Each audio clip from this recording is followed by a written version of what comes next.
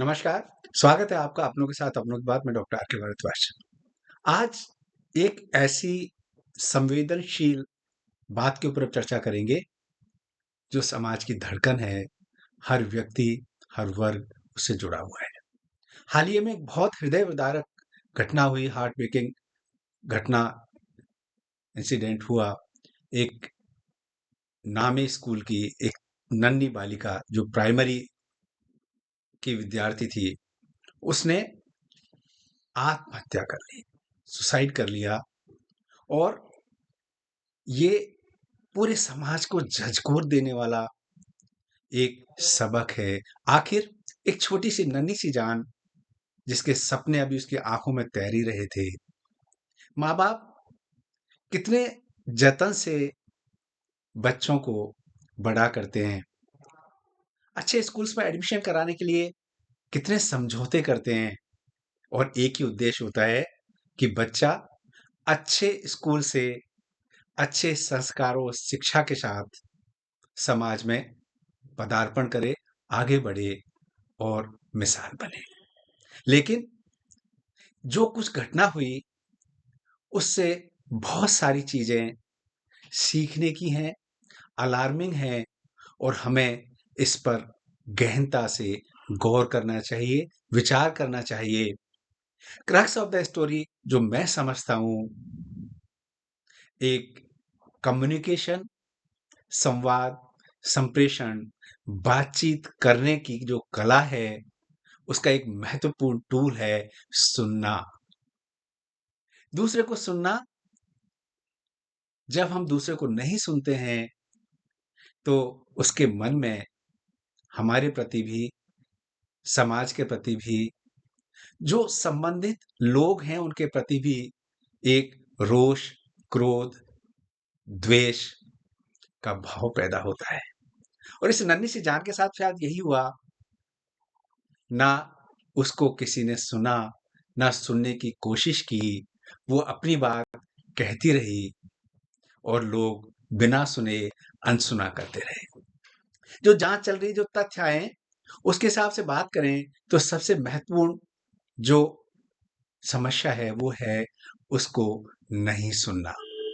शायद अगर पेरेंट्स भी उसको ध्यान से सुनते, होता ये है बच्चा स्कूल से आता है, दोनों पेरेंट्स वर्किंग होते हैं, शाम को मिलते हैं, अपनी-अपनी समस्याएँ होती हैं, अपने-अपने काम होते हैं, अपने-अपने रिलेशनशिप होते हैं, फ्रेंड सर्किल होती है और वो बच्चा नन्ही सी जान जिसके ऊपर वैसे तो आप जान छिड़कते हैं, लेकिन उसके लिए पूरा पर्याप्त समय नहीं होता है।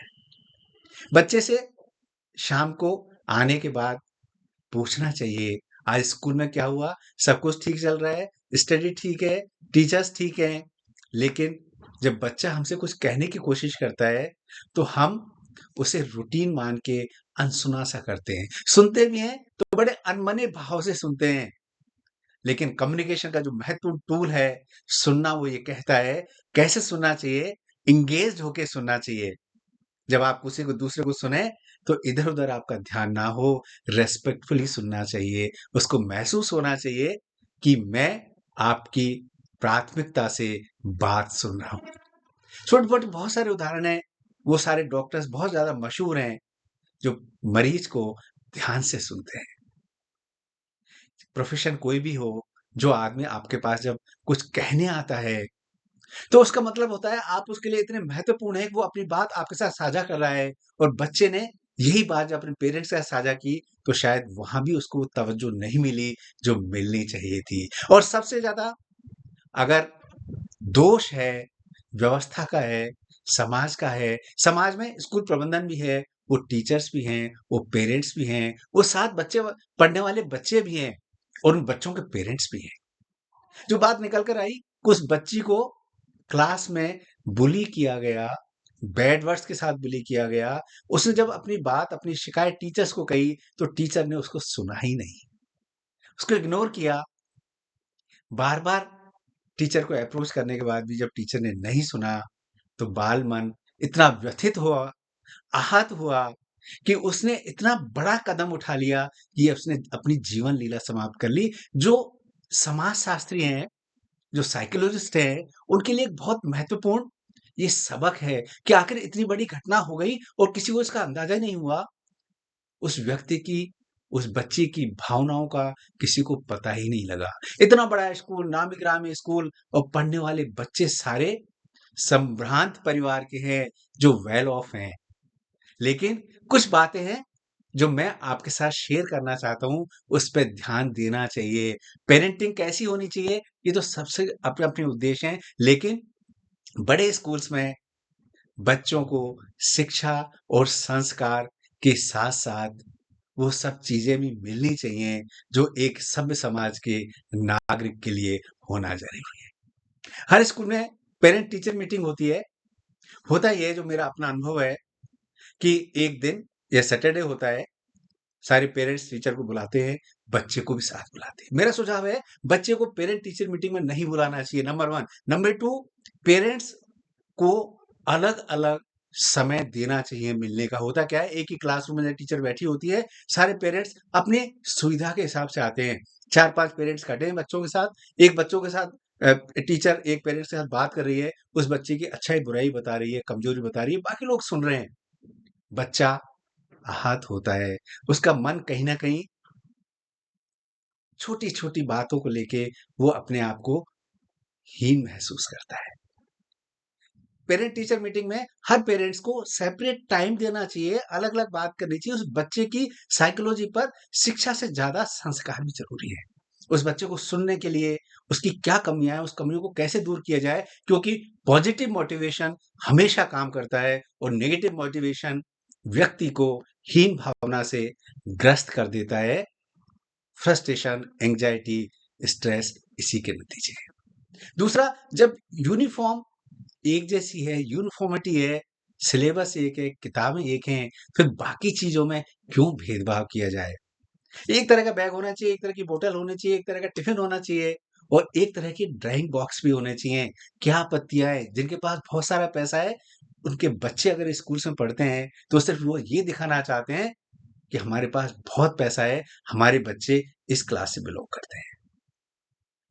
तीसरी बात, बहुत सारे स्कूल्स में मेरा व्यक्तिगत अनुभव है, टीचर्स बच्चों को बुला के उनका इंट्रोडक्शन करवाती हैं। उनसे पूछती है, उनसे कहती है, आप अपना इंट्रोडक्शन बताओ।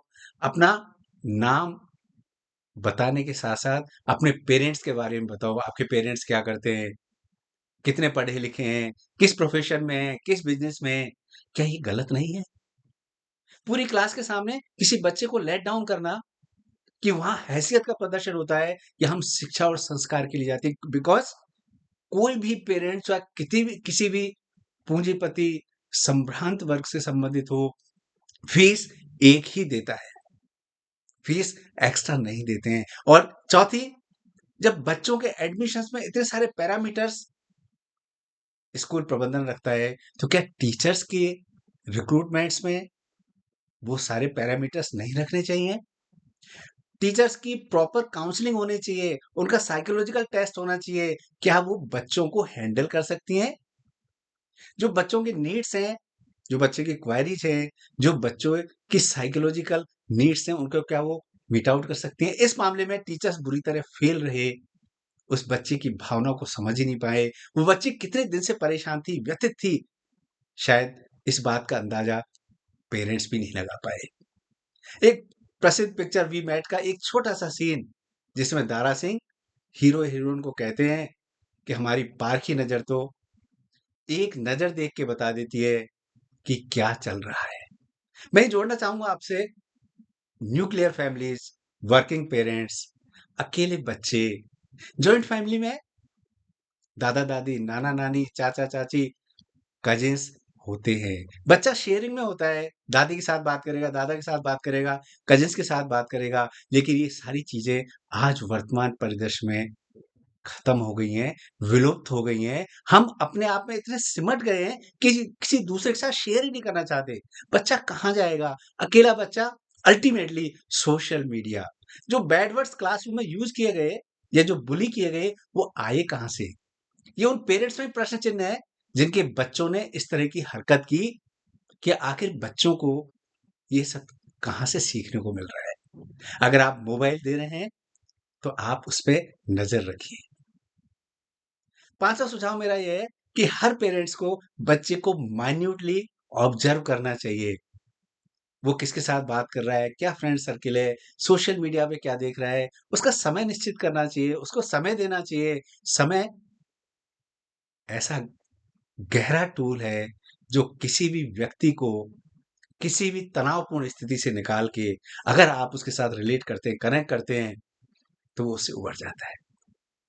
पेरेंटिंग हर पेरेंट्स की अच्छी अलग होती है, सबके अपने सपने होते हैं, अपने बच्चों को लेके ना जाने क्या-क्या हमारे सपने होते हैं, उम्मीदें होती हैं, आकांक्षाएँ होती हैं, अपेक्षाएँ होती हैं। लेकिन बच्चों से अपेक्षाएँ उतनी करें क्योंकि 5 उँगली बराबर नहीं होती। हो सकता है आपका बच्चा मैथ्स में बहुत अच्छा हो, दूसरे का बच्चा लिटरेचर में अच्छा हो। आप उससे कंपेयर कर ही नहीं कर सकते ना। दूसरा हो सकता है पेंटिंग में इतना महारत हासिल हो, स्पोर्ट्स में अच्छा हो, पढ़ाई में अच्छा नहीं हो, तो उसको आप कैसे बराबर करेंगे? मेरा नम्र निवेदन आपसे ये है, ऐसी घटनाएँ समाज में ना हों, चाहे वो छोटे बच्चे हों, चाहे बड़े बच्चे किसी कॉम्पिटिशन की तैयारी कर रहे हों, आईआईटी की तैयारी कर रहे हों, आईआईएम की तैयारी कर रहे हों, उनके ऊपर प्रेशर नहीं होना चाहिए। हर बच्चे की एक प्रेशर झेलने की शक्ति, सहनशक्ति होती है। इस सहनशक्ति को आपको बच्चों को डेवलप करना चाहिए। आपकी काउंसलिंग, आपकी पेरेंटिंग बच्चे को मेंटली स्ट्रॉन्ग बना सकती है। बच्चों को इतना मजबूत बना दीजिए, किसी की परवाह नहीं करनी। मैं हूँ, मैं आई एम द बेस्ट और मेरे से अच्छा कोई है ही नहीं। और ये जो लोग बुली करने वाले होते हैं, ये वही लोग होते हैं जो कहीं न कहीं इनके इन्फीरियरिटी कॉम्प्लेक्स से परेशान होते हैं। दूसरों की अच्छाइयों को डाउन करने के लिए बुली करते हैं। बच्चों को इतना मेंटली स्ट्रॉन्ग बनाइए। बच्चों को इतने आत्मविश्वास से लबरेज रखिए। ये जीवन सिर्फ़ पैसा और पूँजी नहीं है। ये जो बच्चे हैं, ये आपकी असली पूँजी हैं। अगर आप इनको संस्कार दिया, समय दिया, ये योग हो गए, संस्कारित हो गए, आपका नाम होगा, समाज का नाम होगा, अच्छा स्वस्थ और सभ्य समाज बनेगा। स्कूल को स्कूल मैनेजमेंट्स को भी, सरकार, प्रशासन को भी आँख नहीं मूंदनी चाहिए। सब जगह सीसीटीवी कैमरे लगे हैं। मेरा को याद है जब हम पढ़ते थे, सरकारी स्कूल में पढ़ते थे, तो प्रिंसिपल अपने कमरे में कब बैठते थे और स्कूल की राउंड में रहते थे, राउंड रखते थे। किस क्लास में क्या चल रहा है? आजकल तो सीसीटीवी कैमरे से आप चेक कर रहे हैं। इसके बाद भी इतनी बड़ी घटना हो गई। बहुत सारी हृदय विदारक घटनाएँ बीच-बीच में होती रहती हैं।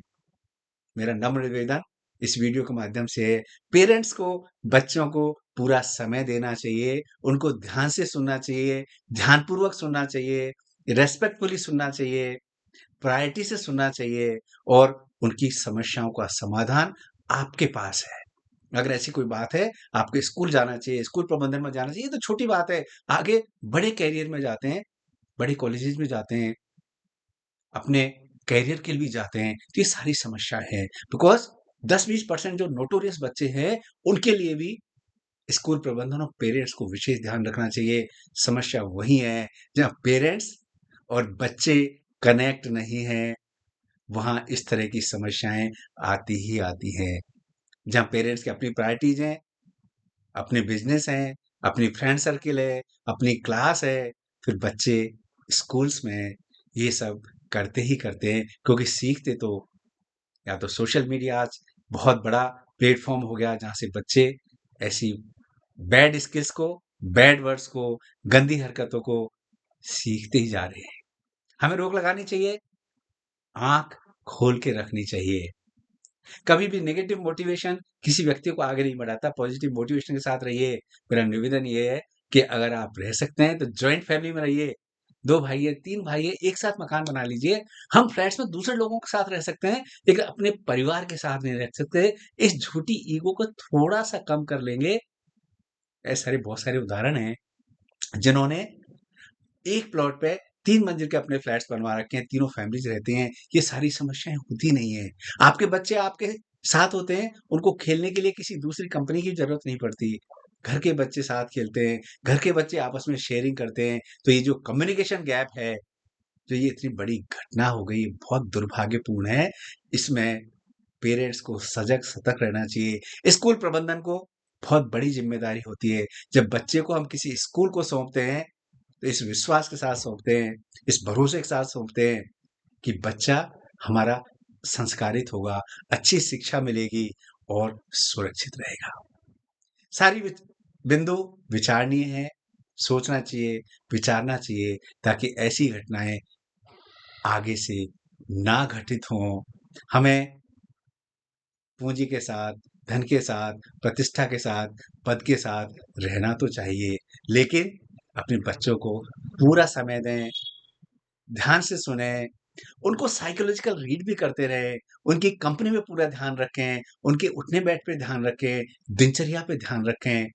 सोशल मीडिया से अगर जुड़े हुए हैं, तो उस पर भी वॉच रखें। तो हमारे बच्चे सुरक्षित रहेंगे, संस्कारित रहेंगे, तो हमारा जीवन भी सफल होगा, सुखद होगा। नमस्कार, जय हिंद।